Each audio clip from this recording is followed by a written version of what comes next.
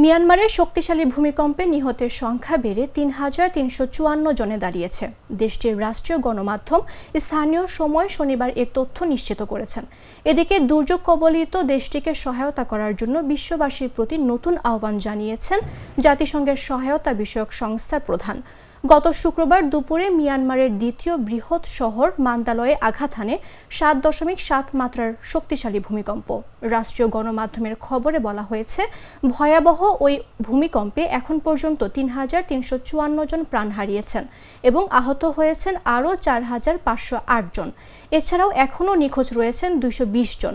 ভূমিকম্প আঘাত হানার এক সপ্তাহের বেশি সময় পেরিয়ে গেলেও দেশটির বিভিন্ন স্থানে এখনও অনেকেই বিদ্যুৎ বিচ্ছিন্ন অবস্থায় দিন পার করছেন। এছাড়া বাড়িঘর ধসে পড়ায় অনেকেই রাস্তায় দিন কাটাচ্ছেন।